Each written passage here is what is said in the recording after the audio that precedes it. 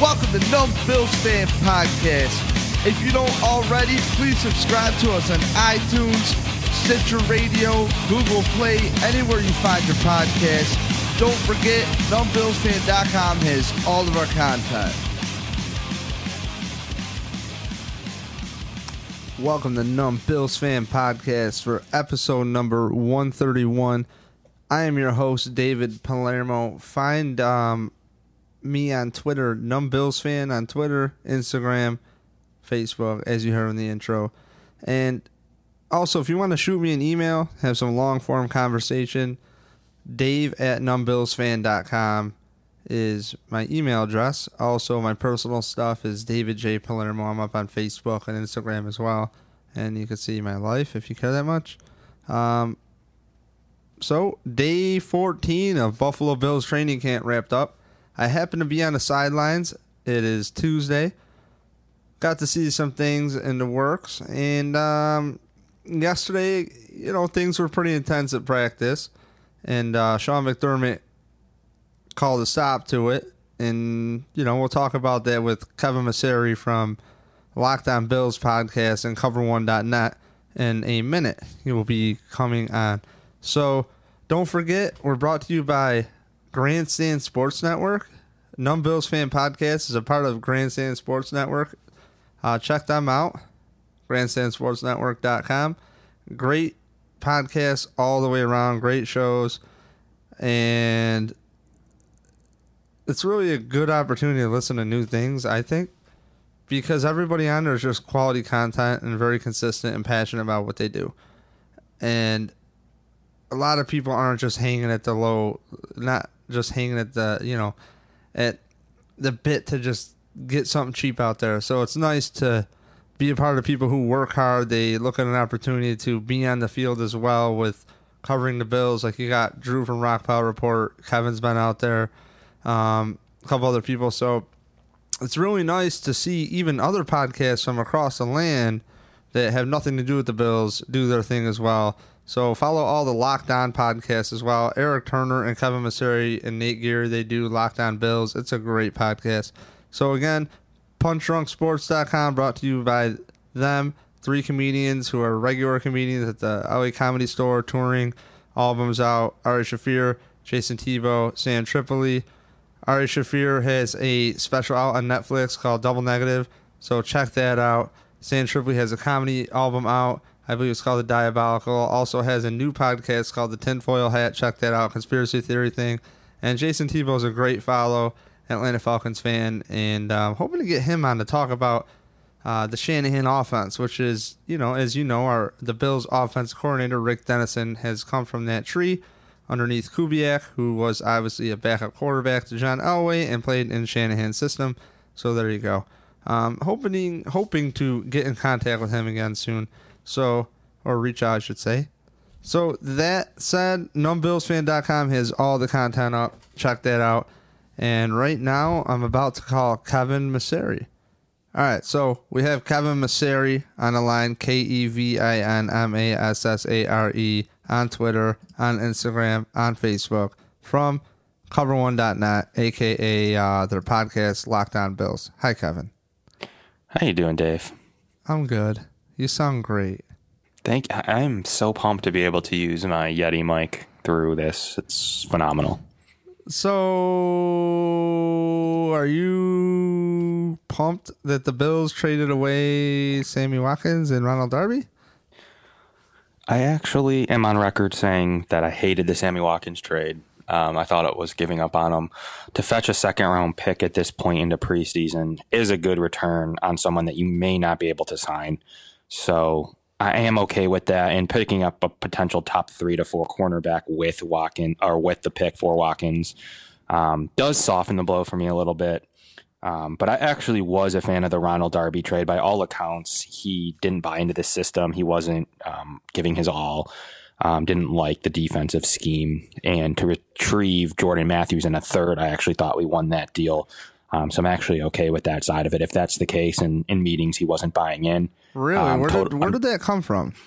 I thought it was a report coming out from. I'd have to find out the initial source of that. Not to put you on the spot, dog. Sorry. No, I don't know. I just don't know where it stemmed from. I don't know if that was from an interview in Philly or where that actually came from. But by all accounts, actually, he's Philly's number one corner, and he's supposed to track and follow the number one wide receivers. So it'll be interesting to see how he puts up with that. He didn't do a great job at that last year. And it'll be interesting to see him take that true number one cornerback role. But I do think with Jordan Matthews, who is a bona fide number two receiver to me in the NFL and a third round pick, I do think we fetched what the proper compensation was there. So that definitely wasn't a sell now move.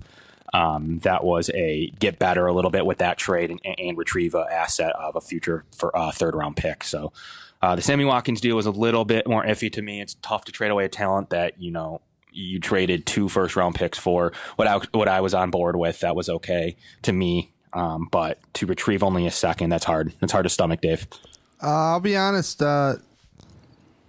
The last podcast I had my buddy Tom McKinley on for the first time, who's the reason we started the podcast. So if you want immediate reaction, refer back to podcast number 130. And it was kind of ironic because when that trade happened, Kevin, we talked to each other immediately. A dude came to my house and just checked some things out for me. I got my kitchen being remodeled. And I was like, dude, just hop on the mic. Let's talk about this. We're in traffic. And he called me. Did you hear about the trade? I was like, what are you talking about? I thought he was kidding. And then he had to leave to go measure a job. And then he called me on the way, like 10 minutes later. And him and I both digested it. And we were like, calm down. And we're like, this isn't a bad deal. And really, Sammy Watkins, how are you going to afford Sammy Watkins, Tyrod Taylor if he balls, and you get a first-round quarterback? I mean, the Bills are clearly getting a quarterback, and I'm on record for always saying they're not. And it's just that's what the Pagulas want to do. I don't know who's in their ear or whatever, because a lot of these quarterbacks, they fail. They get rushed in, and this team needs to clearly make the playoffs just to get the idiots to just buy in, to support the team. And it's a hell of a monkey on the back. I don't blame the fans for hating the drought. It absolutely sucks. But if you don't support the team, it's going to be a little bit hard to get past the drought. So it's like, getting rid of a guy like Sammy Watkins, a lot of people are like, wait, what? You had Kyle Williams come back. You got me as already on record for crying that I have 3 season tickets. Come on. Like, what are we doing is initially what you think. But then you think, wait, Ronald Darby was a second round pick. You're getting a third for him. You got to use him. And you're getting Jordan Matthews, who is 6'3". He is a big body. And last I checked, Peyton Manning was throwing wounded ducks to big bodies in Denver. And I am not complaining about it, because not for nothing, I don't want to live and die on the deep ball. And every time that somebody talks in the draft that we just need a receiver that's open when he's not open, you know what I mean? I say, no, I don't know what you mean, because I will take a guy who's in the right spot at the right time than gambling on some play action when you can't set your feet and bound the ball downfield as well. As far as I'm concerned, it's like I want high probability plays. That's what I want in an offense. And, I remember working on my crib during the season, watching Trevor Siemian, I think game 2, and it was the Broncos against somebody else, and freaking Sims was just, I've known about this guy, man. Let me tell you. And it's like, okay, no, he didn't. And Seaman was good doing whatever he was doing, to a point where he's getting national publicity, to a point where, wow, the Bills should trade for him since they got Dennison now. Yada, yada, yada, yada. But it's the system.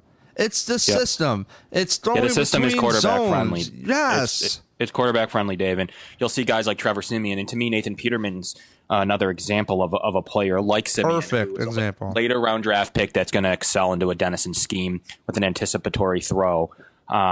You'll see that a lot in a West Coast offense, and especially with the draft choice of Nathan Peterman, who to me was a third round pick. to be able to grab him in the fifth and potentially take the second quarterback job and make TJ Yates cuttable. I think that's a big win out of training camp. One of the biggest notes. I predicted that right when we drafted him and through OTAs. I really did think Peterman would take it over. He struggled a tiny bit out of camp right off the bat, but by the first preseason game, he got his bearings, and we started to see that. And I don't think he'll let go of that second quarterback job. At his price point, he's only making about $500,000 a year, $600,000.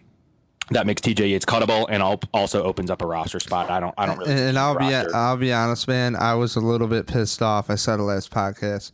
We got rid of Cardale Jones to watch TJ Yates play football, and I mean that in the most positive way. I'm not going to take a shit on TJ Yates because I have been a supporter. Thought it was a very smart move, but damn, dude, lights are on in a preseason game, and you're just not doing it.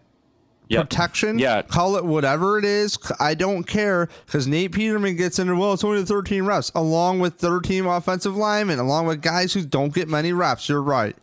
And he's still getting the ball out quick. And then, as McDermott said, he's starting game 2 with the second team. So, yeah, absolutely. I'm stoked on that. And McDermott said that for the presser today, by the way. Yeah, one thing also, Dave, to take note of was the fact that they made that trade, like you just mentioned, with the thought of mind of having 3 quarterbacks to give more reps to. And Yates, like you just said, did not run with that ability. He was basically given the second quarterback job to keep, and he was unable to do so. So, he was probably one of my least valuable players of camp. I would put him right at the top of someone that did not run with the opportunity he was given. And one of my closest friends and potential podcast partners from the past, Jason Shannon, we were just talking about this at the preseason game 1 when we were there. How disappointed he was with the trading Cardale Jones for essentially next year's 7th round pick. Mm-hmm. How could he be worse than TJ Yates today? Should have made the move to cut Yates and keep Cardale as kind of competition to Peterman and have him on the roster. So it is disappointing. You make that trade with Cardale, figuring that Yates is a solid backup quarterback in this league and Peterman's your development guy. Well, you got what you were looking for out of your development guy so far, and even more so, he's going to take that number 2. So I think with Peterman playing so well, that really softens the blow of having a guy like Yates not really run with his opportunity. So I think it makes Yates cuttable. I think all of the things are kind of independent of each other. If Peterman took and ran with a quarterback 2 job, it makes it easier because now we don't have to keep 3 quarterbacks. You can have Yates sitting out there in free agency. If someone signs him, God bless you. If not, he's kind of there if we need an emergency quarterback situation. Now, one thing I wanted to bring up, which could actually lead me into another point I wanted to keep Cardale Jones, is the Bills got these picks, and what people are not saying, which I'm going to say here first, is you have, again, 2 first-round picks for next year, 2 second-round picks, and 2 third-round picks. You're losing a 6th-round pick.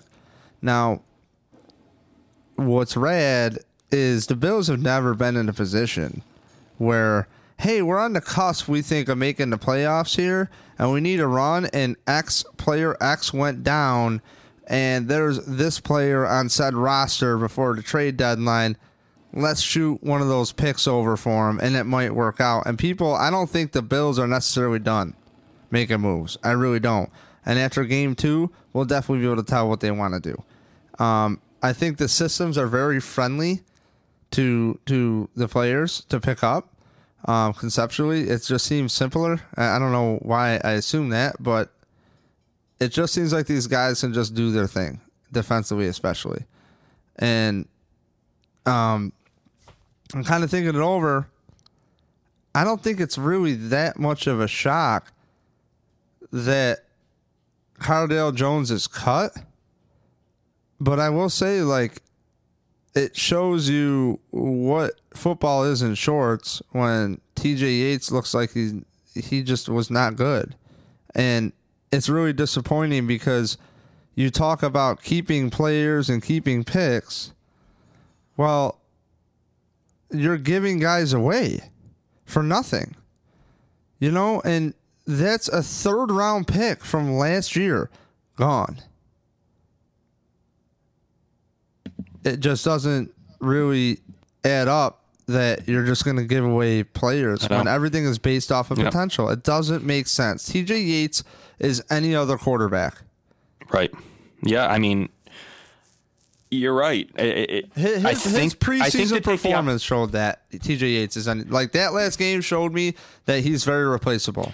I think without the potential asset that they were going to gain, they knew the likelihood of Cardale beating out Yates and Peterman was very unlikely. So they figured before we cut this guy in September, we may as well take a 7th with a condition. I believe, I don't know how that condition works. It could be higher, but it's at least a 7th next year. They said, you know what, that's another asset we can throw in the pool for a guy that's going to be looking like he's going to get cut. I think they just seem similar on a very, very small level, the same thing they did with Sammy Watkins next year. They weren't sure if they could signability. They keep using the word signability, like that's a word. They use that like the same way with Cardale in a real lesser extent. Like, hey, I don't think this guy's making the team. Let's take this asset now while Anthony Lynn likes him. And the guy threw 2 for 9 and looked awful. Can he get better on that? Yeah, I mean, I don't think there's anywhere to go but up for Cardale, but going 2 for 9 and against the threes when he's playing against threes. Right. And we just saw Peterman, like you said, you know what I mean? And we just saw Peterman. So to me, I don't care about Cardale Jones. I think you take an asset all day when you can take it. He was drafted by a different regime.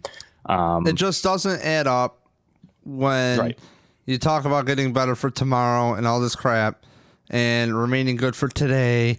And you're on this putting out flames thing right now. You're going to have to put out fires. So there's definitely a plan of this. Well, how do we put the fire out? You don't just come up with this overnight. Like, no damn way. They've had to have had a month to figure out how to soften the blow. And, obviously none of the players mentioned it. And Duffy there at WCMF, he even had a great tweet that, hey, what's amazing about these trades is nobody knew about it outside the building. Like nothing. Like nobody knew about it.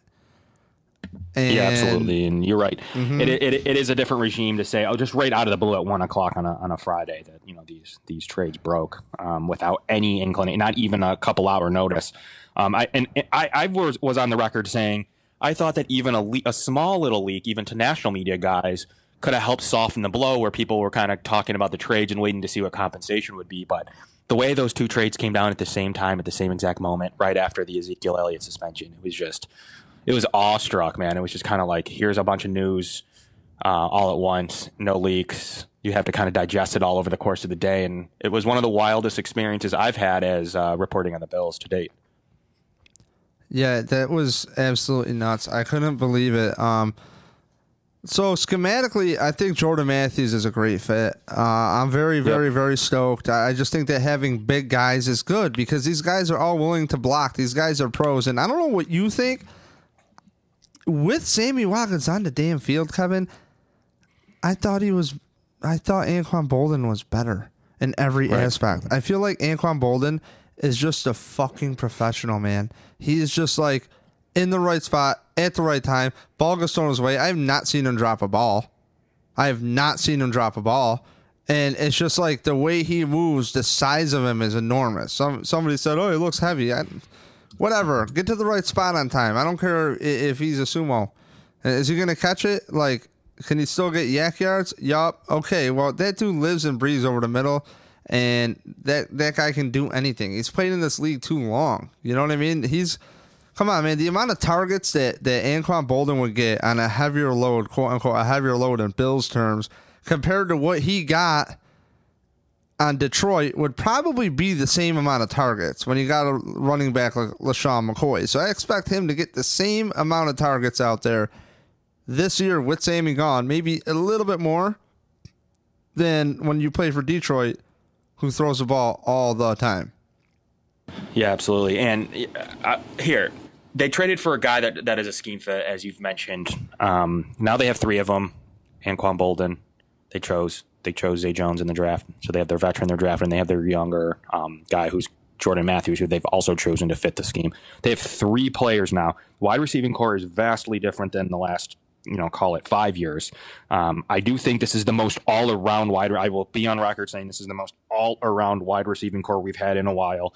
It is missing the top-end talent in a guy like Sammy Watkins and a really good number 2 in Robert Woods, but between Marquise Goodwin and Justin Hunter and Walt Powell and guys that just weren't able, Walt Powell and Brandon Tate, who we still have. So really, you're just losing Marquise Goodwin, Robert Woods, and Sammy Watkins. So you lose those 3.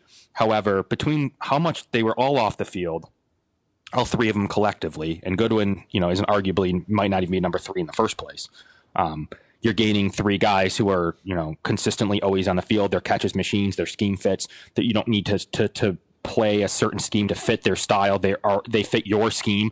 So you have a dual purpose there. So with this kind of wide receiving core, and then you throw in some of the backer end talent that's probably better than what we had last year. So you still have your Walt Powell and Brandon Tates, but now you're adding in guys like Rod Streeter, Andre Holmes, you're adding in Philly Brown, you're adding in Da'Keil Shorts.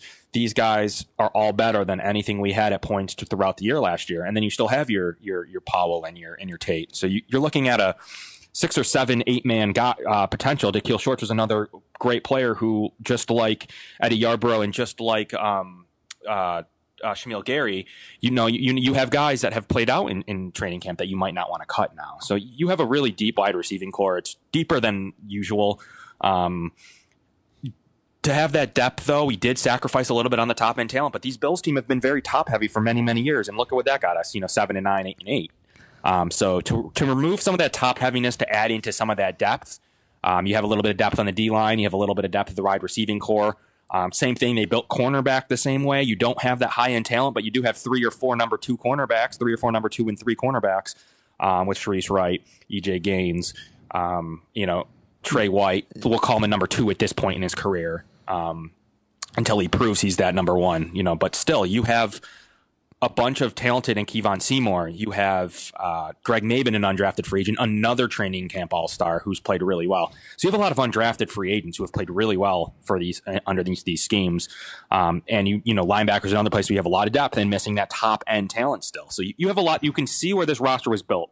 They took a couple of high end players that they've had in years past, i.e. Sammy Watkins, Robert Woods.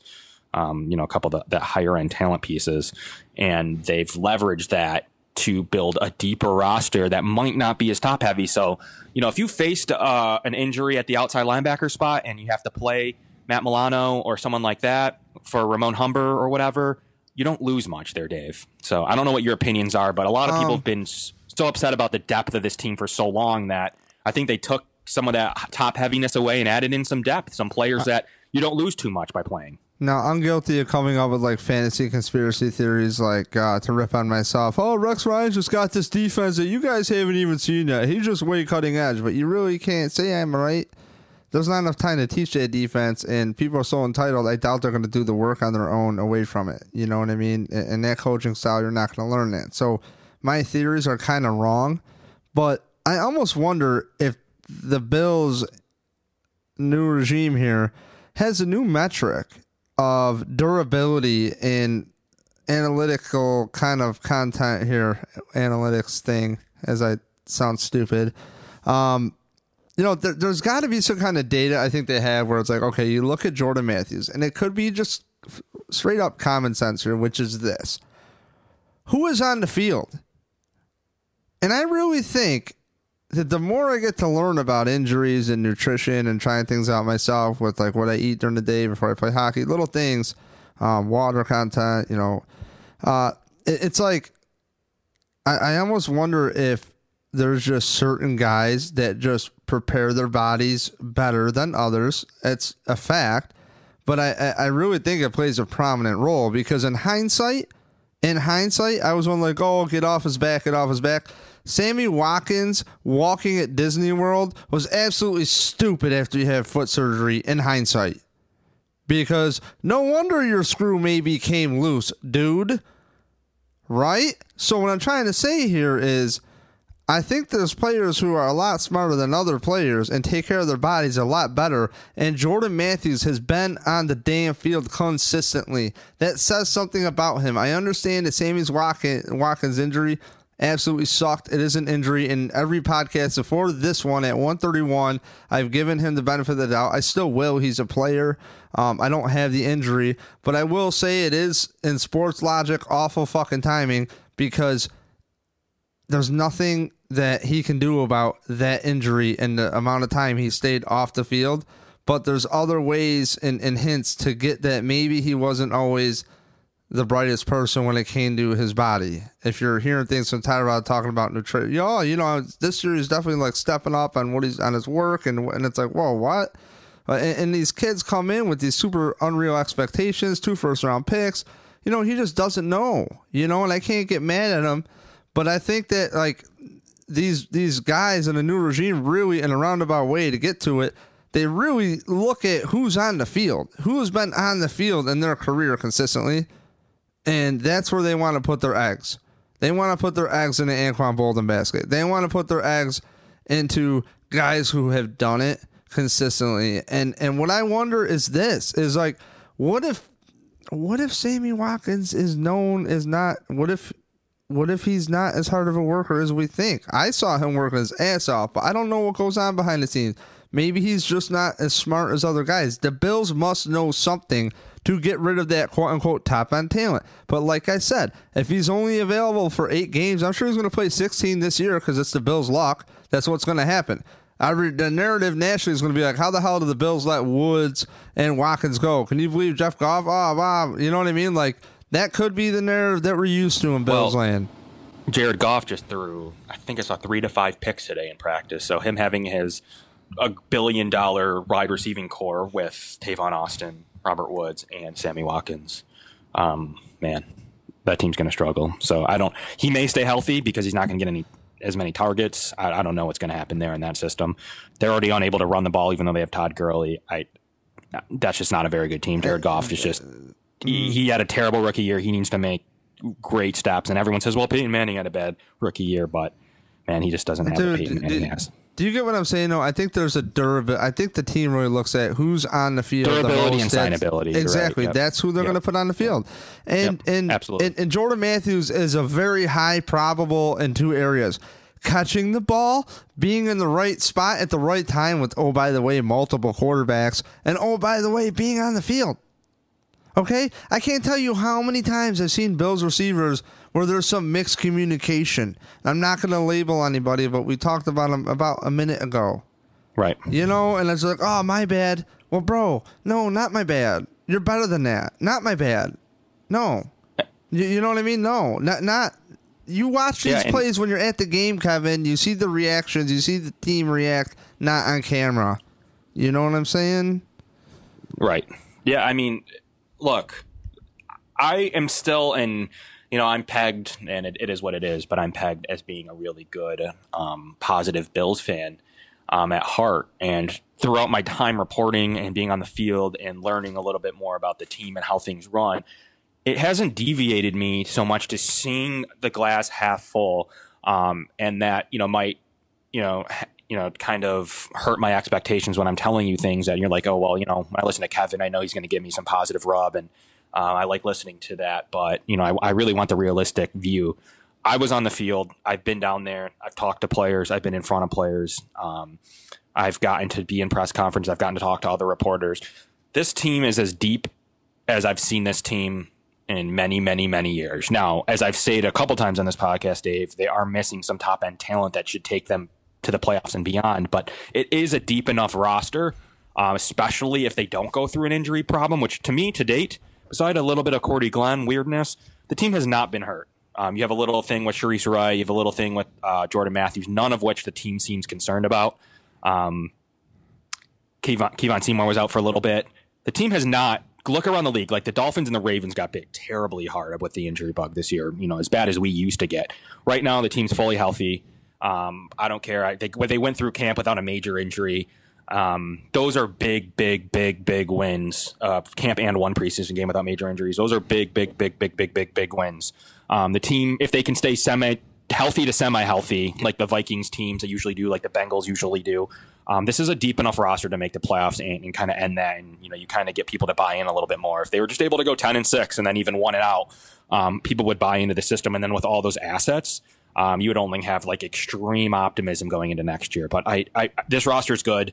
The offensive line's ranked top 5. I just read an article yesterday that a lot of people, Ross Tucker, ranked the Bills in the top 5 offensive line groups. So you have that. You have a top 5 running back. You have an above average quarterback. You have a wide receiving core that's sufficient. You have a tight end that's sufficient. And you have a defense that's going to be in the top 10.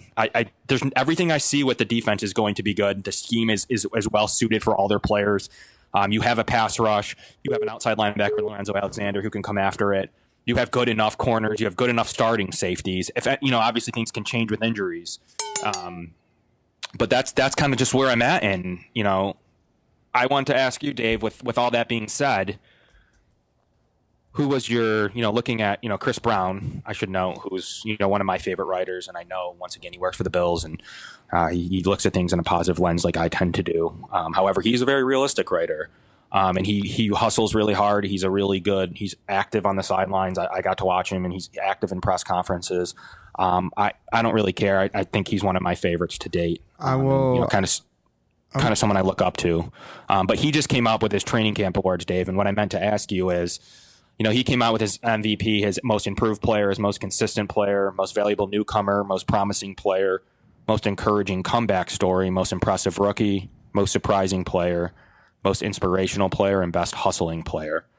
So I wanted to know, before we sign off here today, I wanted to know if you wanted to kind of do this real quick. Yeah. Do you want to just go right down the list? Yeah, let's do it. MVP, Chris picked LaShawn McCoy. Who's your MVP, Dave, of camp? Can I just go agree or disagree and maybe suggest somebody else? Sure. Not to ease out of this. That's fine. And a little note to piggyback on what you're saying, though, real quick about Chris Brown. It's really been rad to be behind the scenes and watch guys who've been around the game like Vic Carucci, right? See how he works.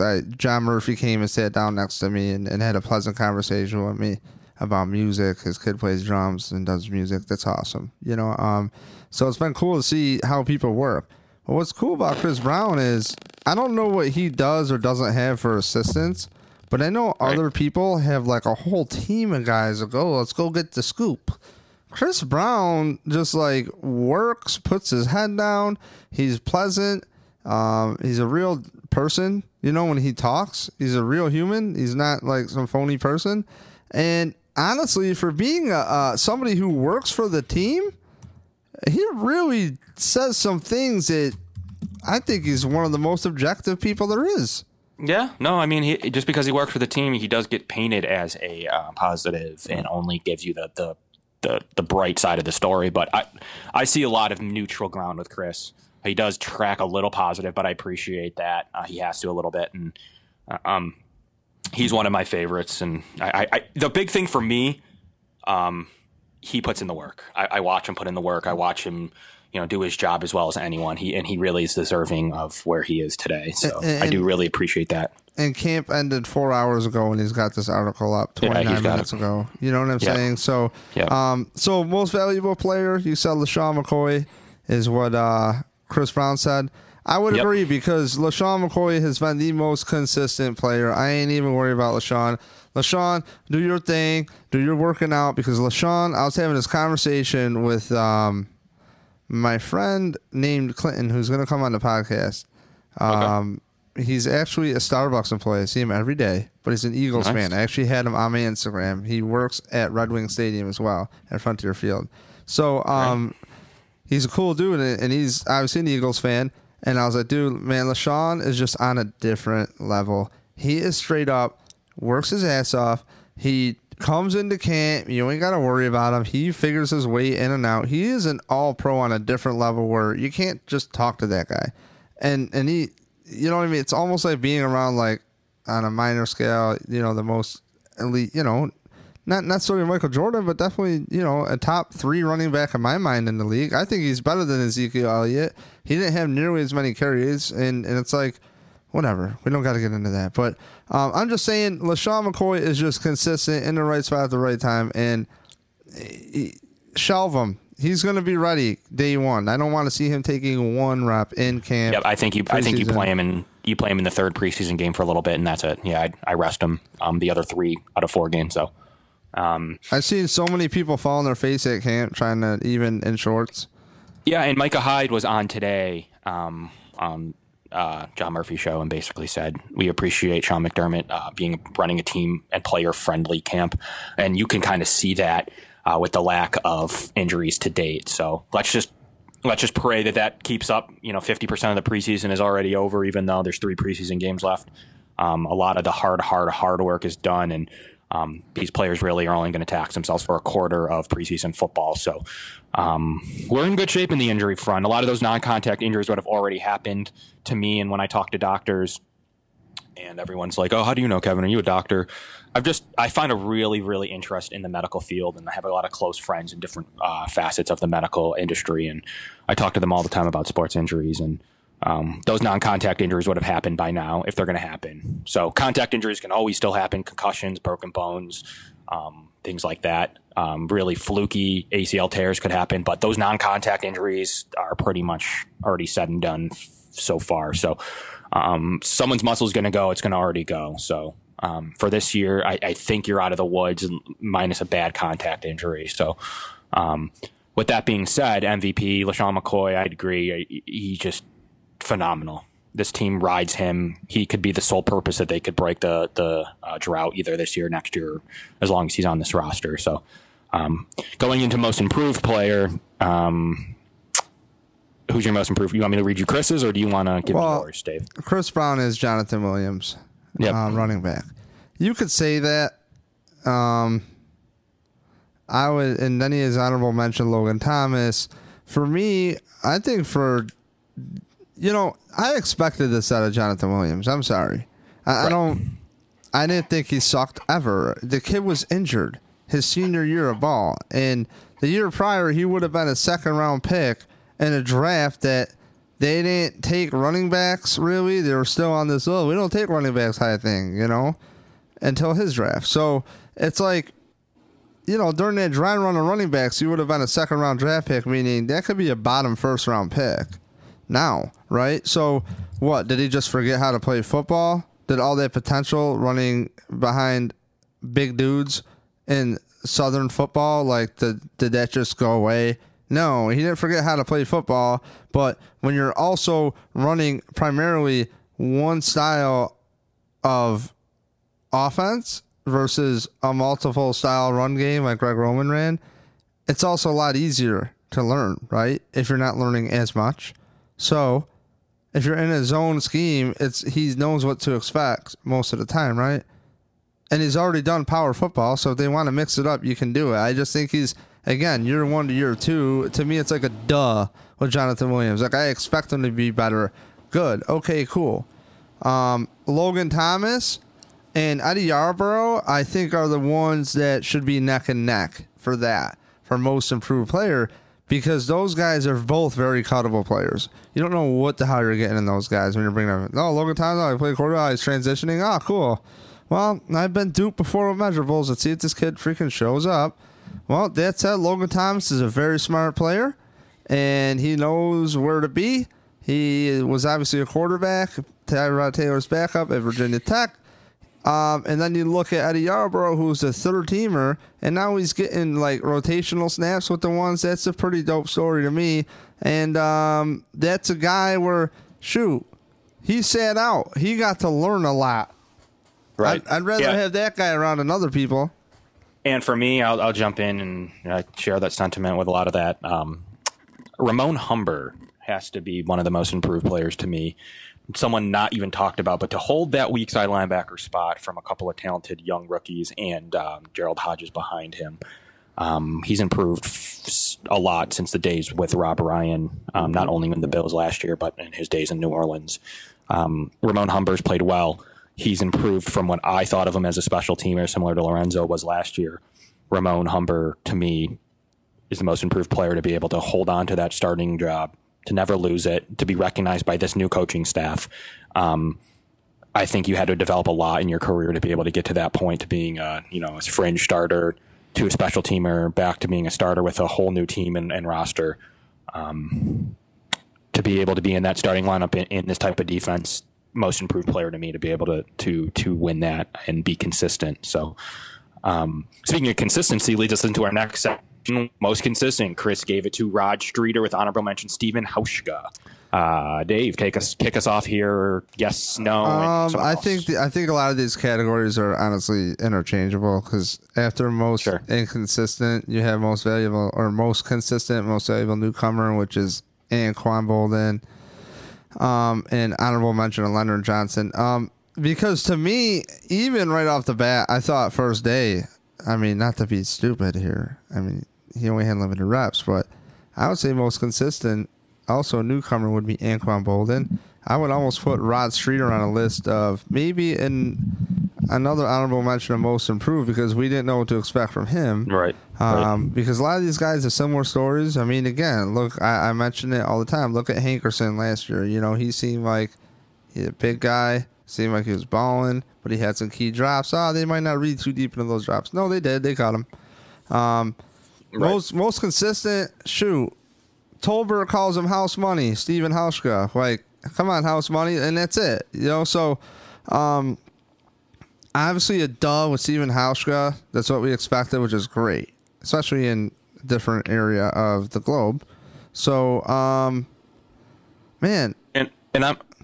What's that? I know, I agree with Steven Hauschka. He was going to be one of my top, but I'm going to go with Richie Incognito. I mean, just always consistent. You know what you're going to get with him, being a team leader, giving every 110% every single day, being a solid as good as any guard in game right now. That guy is so fucking massive. Richie Incognito is so fucking big, dude. Like, he like walked by me today. Camp was like, the camp just had me. I'm like, fuck, man, I don't want to be right here, dude. They're like walking right by. He's like, let's get out of here while they're giving away free shit. I'm like, yes, God, this is over. And Richie's a big supporter of the Locked On Bills podcast by Cover One. So that's really cool, man. I see that all the time. Yeah, he intros us now. And anyways, regardless of that, Richie is definitely my most consistent way to player. Humble brag, Kevin. Yeah, you know, no big deal. But that was post my decision, Dave. That was post my decision. Don't worry, man. Just me and Cakes just fuck shit up, dude. He just does intros for me, man. Like, don't worry, bro. Like, yeah, I know. You know, we're tight. We email. Right. But you're really real quickly on this briefly. You're right on the Rod Streeter case where every year we have a receiver that's consistent and that doesn't necessarily mean anything. But I think bring back Marcus Easley as far as I'm concerned. I think he makes the squad. Can we put Marcus Easley in there? I still want to see Marcus Easley start a goddamn football game. Like, that's all I want to see. He was. Yeah. Don't rip on Marcus, man. I got a sore spot for that fourth round pick the same year in 2009. Talk about a guy who, if nothing else, we won't rip on him. He can't stay healthy. Poor guy. He has the worst luck, dude. Yeah, he does. Most valuable newcomer, like you said, could be Steven Hauschka, could be Anquan Bolden, Leonard Johnson. I don't know how it's not Trey White. I'm calling it now. Does that count? I'm calling it now. No, that don't count. He ain't that valuable. Okay. He ain't that valuable, dude. I ain't putting any stock in the cornerbacks. If this zone scheme is supposed to be like a little bit easier, let's put a fake percentage, right? Yeah, but he has a lot in his shoulders after the Darby trade, though. Whatever, dude. Too bad. Sean McDermott, if him and Brandon Beane did not learn from the Carolina corner situation, then I have to trust that, well, no, this is different. You know what I mean? I have to trust that. I don't know what, you know what I'm saying? Like, I don't know. I think it's asinine, but it is what it is. If they think Trey White's that good, I got to trust them on it. That said, what if they just go, wait, these front four are so monstrous. Lorenzo Alexander ain't no dumbass. He's going to be in the right spot. Preston Brown is the coach's son, as I love to call him. You know, that's the coach's son out there, 52. And we already talked about the other linebacker who's consistent all the camp. Consistent. Held on to that spot. You know what I mean? Like, come on. All right, fair enough, Dave. So then you got the two safeties who seem smart. So now your weakness on defense, you might be able to argue right now, is your corners, which is very, very important. But if you got guys who can get there and disrupt shit, then I think you're cool. At the same time, I don't disagree with you. Okay. I think he's been very good from day one of coming into Buffalo. I don't think you can take anything away just because of what scheme and who their coach is. The guy's been good. He needs to step up even more now without Ronald Darby. He's going to be my most valuable newcomer in my mind. And moving on to most promising player, Chris gives it to Gerald Hodges. I see where he's coming from. I don't know how you can't go with Shaq Lawson, like most promising player. He's back and healthy. This is really his second year, but really year 1.5. He's been great. He looks leaner. He looks in phenomenal shape. He's getting after it. He is by far my most promising player. I don't know how he wouldn't be, but Dave? Okay, I think you're going to think I'm nuts here. Maybe I'm overhyping this, I think Anquan Bolden's going to be the most promising player. Maybe most going promising, to be. huh? Yes, because you can't be. I'm telling you, man. I've been rooting for these vets my whole life. Because it makes no sense to get a younger guy other than money, which I understand is a big deal. It makes no sense to get a younger guy who is very new to even just living the life of a professional athlete, and thinking that he has a lot more potential to get his shit together than a veteran who's just bounced around, man. I mean, I honestly think that once Anquan Bolden showed up, shit got real. You know what I mean? Shit got real in that building for the receivers. And now that Sammy's gone, shit definitely got real. I expect this team to be coming out the gate hot. And I'm telling you right now, Anquan Bolden, we don't got to necessarily say if healthy like the other receiver, okay? Anquan Bolden will make Tyrod Taylor this year. Okay. I really think so. I really think so. He will make Tyrod Taylor. They're going to throw to the tight ends, man. If he does that and helps Zay Jones, he did his job, Dave. So, it's help Zay Jones, help everybody. You know what I mean? Help everybody. This is Anquan Bolden's opportunity to be a fucking hero, man. This is his opportunity to really earn the key to the goddamn city. If this dude's just catching balls over the middle and just running through people. You know what I mean? If he is Andre Reed 2.0, it's fucking over, man. And if he's in the right spot at the right time, Tyrod Taylor will throw it to him. I talk to people all the time, and I think the most consistent thing I could ever say about Tyrod Taylor, about his inconsistencies over the middle, is that if he has people he trusts, he will throw them the ball. That is not a problem. I think a big underrated guy who's in the right spot at the right time for a lot of shit, believe it or not, was Marquise Goodwin, because he did not drop a ton of balls last year. He got out with a concussion. I know it's typical Marquise, injured, but for a concussion, I can't get mad. You know what I mean? It ain't like a hamstring where these guys are dehydrated. So, I just think if he has a rapport with people, he's going to be fine. Okay, fair enough. Most encouraging comeback. Really only two options I can think of: Eric Woods, Jordan Poyer. Before reading Chris Brown, he gave it to Eric Wood. He's always consistent. I wasn't really needing to see a comeback from him. I was going to give it to Jordan Poyer. Guy's been good. No, he's been in the right spots. He seems healthy to take that lacerated kidney and be able to still start in the NFL the following year and be able to start and be efficient. So far, I'm going to give it to Jordan Poyer. Do you have any thoughts on comeback player? Or no? It was really going to be Sammy Watkins, but with him gone. You know who I'm really proud of, even though he didn't have a good game, is Sancho Henderson. Okay. Because he'd be one. I was talking. He'd be another one. Yeah, I was talking with him, and the first time I was at camp, and I was just frank with him. I was like, dude, man, I have a friend who has Crohn's. I talked on this podcast before, and it was cool to finally talk to him about it. And I go, I have a friend who has Crohn's, and I understand that it's got to be hard to take in different foods and yada yada. And it's hard to keep on weight when you're eating so clean. And there was a big conversation that I had with him, and it's man, he hasn't taken reps in so long. Right. And I'm sorry, but he was a promising player. I thought he was a very promising player. I thought he had a lot of potential. Even Eric Turner and I were talking last season. Eric said, he goes, dude, I think he's going to beat out Jordan Mills at the right tackle spot eventually in the middle of the season. And then, Right. Yeah, Sean Trell does deserving of this category to be able to take first-team reps off of that nasty experience he had with his condition. Yeah, he's definitely being able to playing at his new weight, being left tackle for Cordy Glenn, he still has 5 games to serve in a suspension for his rehab of his condition, but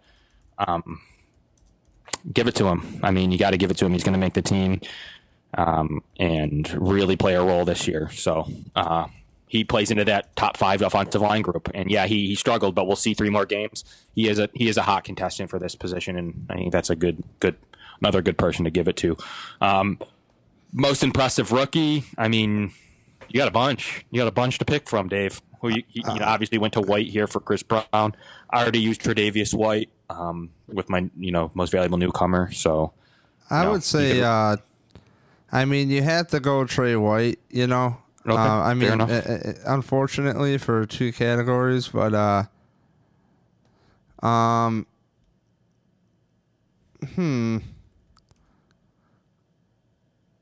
know.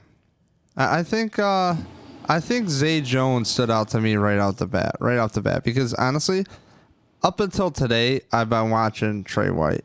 I haven't really watched Trey White because I just think that the cornerback position, I didn't want to look at it too early and judge it, because that's going to take time. I mean, look at what Ronald Darby did in preseason to his first game, as a rookie, and you can definitely tell route running off the bat, and a receiver, if he can read the defense right out the gate. You know what I'm saying? So I was really more, honestly, I'd have to give it to Zay Jones. I don't know if Shaq Lawson counts, but I don't think he gets enough credit either, by the way, because he came in probably not in the best shape by the time he got into his first game, and dude was productive and effective. Okay. So, yeah, and I think you're right. Yeah, I think it's got to go to Zay Jones. I would agree with that. Coming in with what's happened there, and I think you can say Zay Jones is the most impressive rookie to me, definitely. I expected a little more out of White, day one starter, but Zay Jones to me has been the most impressive rookie. Another one I want to mention, this goes into most surprising player next. Greg Maben, the cornerback from Iowa, who's driven basically from the 8th or 9th cornerback on the roster to getting first team right cornerback snaps. Greg Maben, the undrafted free agent, I think you need to mention in this discussion, because most impressive rookie, you could play in the role of guy was undrafted. You weren't expecting it. You're expecting a little bit out of White. You're expecting a lot out of Zay Jones. The expectation's low, so therefore it could rise him on the most impressive rookie rankings to me, and that's Greg Maben to me is so far been one of the most impressive rookies. And to be able to be in the first team by the second preseason game as an undrafted, 6'2", converted wide receiver from Iowa, was a 3rd or 4th round pick prior to his hamstring injury, played with Desmond King in Iowa. He's got the talent to make this roster as our backup cornerback.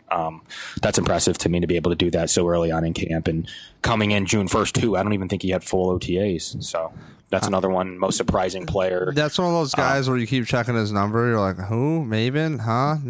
Hey, we cut him. No. Oh, okay. Yeah, there's no Y. Oh, okay. MABIN, first, second, and third team reps. He's in the mold of an Eddie Yarbrough, who Chris gave his most surprising player to. I can't disagree with that. I don't think you. How about you, Dave? Honestly, man, it's so fucking early. Excuse my French, but it's like, dude, I'm sorry, man. TJ Yates ruined it for me. Like, TJ, if you're listening, dude, no disrespect, man. I believe in you. I know you just had a bad game. Shit happens. But like, I'm sure he's not listening. Like, who the hell do I think I am? But it's like, man, just, I don't know what to expect. People could look at the training camp all they want. How good did Trent Edwards look in camp? He looked good enough to beat out Ryan Fitzpatrick every single damn time. Right. He looked good enough to beat out a JP Lossman. He looked, he's just a guy that shows up, brings his hard head to work, and he's the first one there, last one to leave. But when the lights are on, he can't play football. And I don't know what to think, because, I'm even looking at that other running back they brought in, Jones there. Tywan Jones there, and not for nothing, like, I can't tell how good he is, because to me he would have had a helmet to his chest. You know what I'm saying? But right through the line, like, I don't know. I can't tell without pads on. It's really hard, man. And these guys have such limited reps, and health is an issue. I get it, but I think these guys are having more soft tissue injuries because they're having less reps, physical reps. I don't know. Okay, fair enough. So, fair enough. I don't know. That's about it, dude. I actually got to get going here. I'm going to be late for my appointment. Yeah, I know you got to get going. Well, Dave, sorry to run down these lists, but I thought it would be good to get on your cast and talk about some of this stuff. And thanks again to everyone, and for the support from non-Bills fan to Locked On Bills. Analytically, not to cut you off, talk about the last podcast you did real quick with Eric Turner. Absolutely. We have recorded 2 Locked On Bills podcasts now, both doing extremely well for the Locked On Network. And just want to say, you know, we've gotten thousands of views on that, and we really appreciate the listens. And we really appreciate the Bills PR allowing Dave and I and a couple others to be at camp and cover this and have this kind of detailed and data for you to be able to listen to. So we really appreciate the Bills stepping up and really giving a shot to me and you to do this kind of thing. And hey, I'm really excited about the future of stuff. Locked On Bills, non-Bills fan, Grandstand Sports Network. Wanted to get those all in there, and couldn't be happier with the way things have turned out for us, Dave. Yeah, dude, we're very fortunate to be able to have the access we do. And we were talking before the show, probably the hardest sport to ever get into to get on the field. And it's like, when Eric told me that, when we were working this out and this thing was getting worked out to get us on the field, I was like, come on, man, don't troll me, dude. I got a schedule to make for work. I can't, You're right. You know, I said the same thing. I got to pretend I'm big time. I got clientele. Which I really do, though. I have a small business, so it's like, dude, don't waste my time. Are you serious? No, we're dead serious. Come on, no way. Really? I can ask questions? Lo and behold, I'm sitting next to John Murphy today. Like, what? Yeah, absolutely. I asked real quickly, I asked Eric the same thing you did and said, hey, man, I got to drive an hour and 45 to Rochester, to Pittsford, and I'm going to be missing some stuff. I need to know if this is, you know, true, and we have passes. I'm not going to get there and then be like, who are you? But, you know, everything went fairly smoothly. We got our feet wet, got to talk to some media people, and what a great experience it was for all of us. And we appreciate the Bills' opportunity and continued opportunity and support for the Locked On, the Cover One brand, and Grandstand Sports, who will be bringing action-packed, great news coming soon. We have great people. We have Dave. We have myself. We have Eric Turner. We have Nate Gary from WGR. We have, you know, a great grand-packed crew who's been given the opportunity to do this. And as always, Dave, it's been great to be on. Yeah, man. Thank you. And don't forget Chad from Beyond the Blade podcast, also with Grandstand and Sports Chad Network. From Beyond the Blade, who's also into Grandstand Sports as well. Yeah, definitely. So it's been great. Don't forget punchdrunksports.com, cover1.net, nonbillsfan.com. And also, if you're hearing this on grandstandsportsnetwork.com, keep tuning in. And Kevin, thank you. Kevin Massare. Okay. Yep. Kevin Massare. Okay. Well, I guess that's it.